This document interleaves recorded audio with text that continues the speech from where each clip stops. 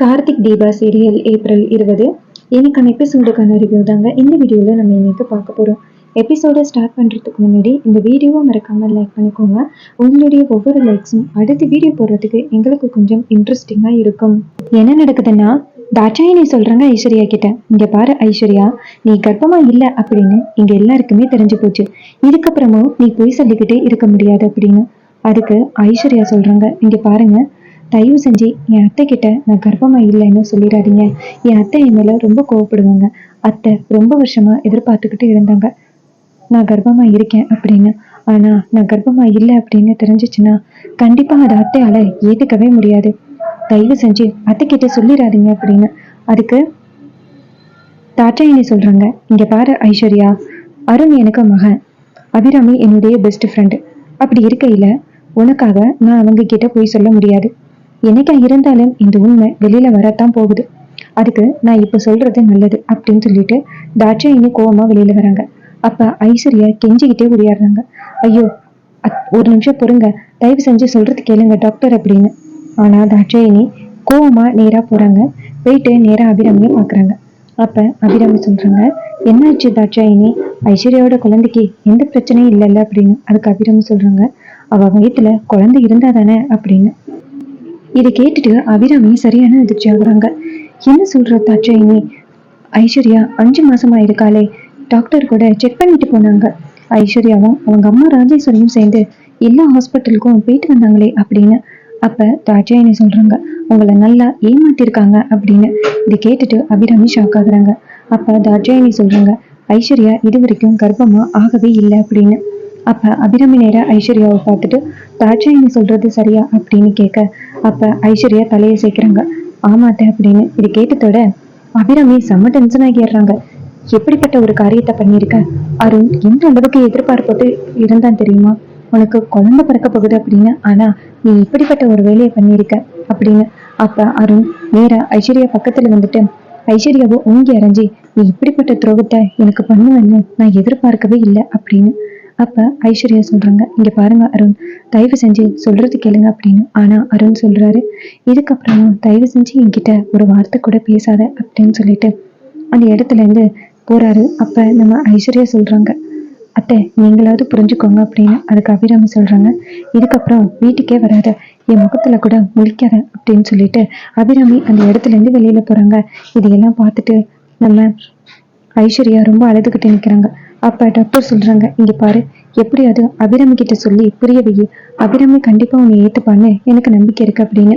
அப்ப ஐஸ்வர்யா சொல்றாங்க, உங்ககிட்ட போய் தானே சொல்ல சொன்னேன் அப்படின்னு ஐஸ்வர்யா கேட்குறாங்க. அதுக்கு டாக்டர் சொல்றாங்க, இங்க பாரு ஐஸ்வர்யா, இன்னைக்கு இல்லைனாலும் எனக்காவது ஒரு நாள் நீ கர்ப்பமா இல்லை அப்படின்னு அபிராமிக்கு தெரிய வரும். அன்னைக்கு அபிராமி கவலைப்படுறதை விட்டுட்டு இன்னைக்கு கவலைப்படுறது நல்லது தானே அப்படின்னு. அதுக்கு ஐஸ்வர்யா சொல்றாங்க, எனக்கு என்னைக்கு சொல்லணும்னு தோணுச்சோ அன்னைக்கு சொல்லியிருப்பேன்.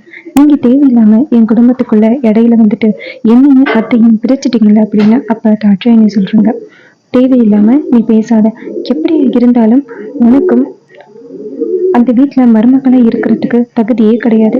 நீ எப்படிப்பட்ட ஒரு பொய் சொல்லியிருக்க, குடும்பம் ஒத்துமையா இருக்கணும்னு நினைச்சு நீ பண்ணியா, இல்ல இந்த குடும்பத்தை பிரிக்கிறதுக்காக நீ கர்ப்பமா இருக்கேன்னு பொய் சொல்லியிருக்க அப்படின்னு. இதை கேட்டுட்டு ஐஸ்வர்யா சொல்றாங்க, ஏதோ நான் தப்பு பண்ணிட்டேன், அதுக்காக நான் காலம் ஃபுல்லா அந்த வீட்டுக்கு போகாம இருக்க முடியாது, நான் போவேன் அப்படின்னு. அப்ப தாட்சாயினி சொல்றாங்க, அதான் நானும் சொல்றேன், இப்ப நீ உண்மையை சொல்லிட்டேன், இனி நீ சந்தோஷமா அந்த வீட்டுக்கு போகலாம் அப்படின்னு சொல்றாங்க. அப்ப ஐஸ்வர்யா சொல்றாங்க, அத்தை கண்டிப்பா இனி மன்னிக்க மாட்டாங்க அப்படின்னு. அப்ப தாட்சாயினி சொல்றாங்க, அபிராமியை பத்தி எனக்கு தெரியும், அபிராமி கண்டிப்பா நீ மன்னிச்சிருவா, நீ வீட்டுக்கு போ அப்படின்னு சொல்றாங்க. இதை கேட்டுட்டு ஐஸ்வர்யாவும் சரி அப்படின்னு சொல்லிட்டு அந்த இடத்துல இருந்து கிளம்புறாங்க. இன்னொரு பக்கம் அபிராமி சரியான கோபத்துல வீட்டுக்கு போறாங்க. அப்ப அபிராமி கோபமா இருக்கிறத பார்த்துட்டு நம்ம மீனாட்சி தீபா கிட்ட சொல்றாங்க, தீபா அத்தையோட முகம் சரியில்லை, என்னன்னு போய் கேளு, ஏதாவது பிரச்சனையா அப்படின்னு. இதை கேட்டுட்டு தீபாவும் சரிக்கா அப்படின்னு சொல்லிட்டு நேரா அபிராமியை போய் பாக்குறாங்க. அபிராமி நேரா சாமி ரூமுக்குள்ள போயிட்டு கையெடுத்து கும்பிட்டு சாமியை வேண்டாங்க. அப்ப நம்ம அபிராமி மனசுக்குள்ளேயே நினைக்கிறாங்க, இந்த குடும்பத்துல மட்டும் ஏன் அடுத்தடுத்து இந்த மாதிரி பிரச்சனை எல்லாம் நடந்துகிட்டு இருக்குன்னு தெரியல, நீங்க தான் இந்த பிரச்சனையை எப்படியாவது சால்வ் பண்ணணும். ஃபர்ஸ்ட் அந்த மீனாட்சிக்கு இப்படிப்பட்ட ஒரு நிலைமை, ரியா வீட்டுக்குள்ள வந்து இப்படிப்பட்ட பிரச்சனையை உருவாக்கிட்டு இருக்கா. இப்ப இந்த ஐஸ்வர்யா கர்ப்பமா இருக்கான்னு நினைச்சுக்கிட்டு இருந்தேன், ஆனா அவளும் இந்த மாதிரி ஒரு வேலையை பண்ணிருக்கா. என் குடும்பத்துக்கு மட்டும் அடுத்தடுத்து பிரச்சனை வந்துகிட்டே இருக்கே அப்படின்னு அபிராமி ஃபீல் பண்றாங்க. அப்ப நம்ம தீபா ஓடி வந்து கேக்குறாங்க, அத்தை என்னாச்சு, உங்க முகமே சரியில்லையே அப்படின்னு.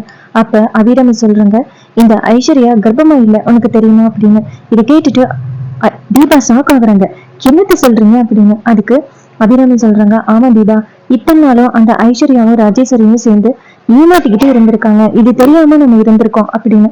அப்ப தீபா சொல்றாங்க, ரெண்டு பேருமே சேர்ந்து செக்அப் பண்றதுக்கு டாக்டரை பாக்குறதுக்கெல்லாம் போனாங்களே, அது எல்லாமே பொய்யா அப்படின்னு. அப்ப அபிராமி சொல்றாங்க, ஆமா தீபா, எல்லாமே பொய்.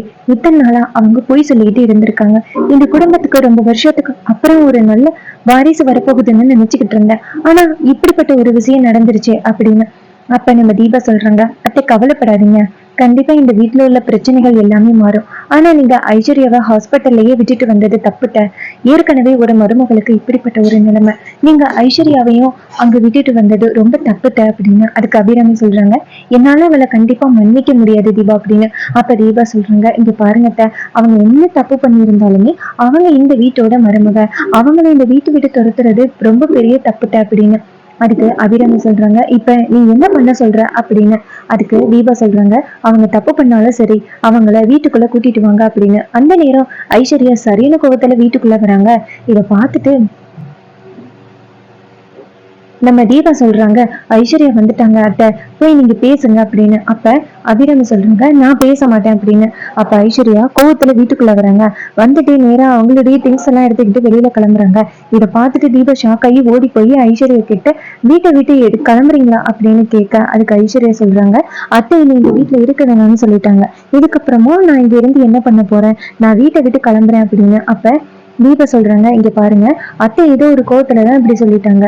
நீங்க கர்ப்பமா இருக்கேன்னு கிட்டத்தட்ட 4 மாசமா அத்தை கிட்ட போய் சொல்லிட்டீங்க. அந்த கோவத்துலதான் அத்தை இப்படி பேசிட்டாங்க. மற்றபடி அத்தை உங்க மேல அவ்வளவு பாசம் வச்சிருக்காங்க. நீங்க இந்த வீட்டை விட்டு போகாதீங்க அப்படின்னு. அப்ப ஐஸ்வர்யா சொல்றாங்க, இந்த வீட்டை விட்டு என்னை போகாதன்னு சொல்றதுக்கு நீ யாரு, நான் இங்க இருப்பேன் இல்லாம போவேன், இனிமே நீ தான் இந்த வீட்டை எஜமானி மாதிரி பேசுற அப்படின்னு. அப்ப அபிராமி வந்து சொல்றாங்க, தீபா நான் தான் அப்பவே சொன்னேனே, இது சரியான திமிரு பிடிச்சவ, கொஞ்சம் கூட நம்ம செஞ்ச தப்புக்கு வந்து யோசனையே பண்ண மாட்டா அப்படின்னு.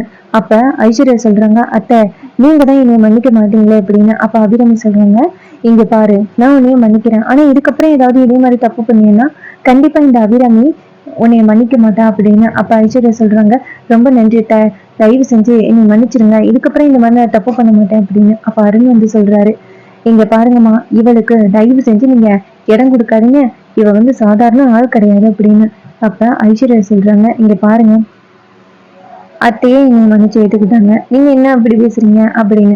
அப்ப அருண் சொல்றாரு, அம்மா நீங்களே மன்னிச்சு ஏத்துக்கிட்டாலும் கண்டிப்பா இவளை என்னுடைய மனைவியா நான் ஏத்துக்க மாட்டேன், இவ என்னுடைய ரூம்க்கே வர வேணாம் அப்படின்னு சொல்லி பேசுறாங்க.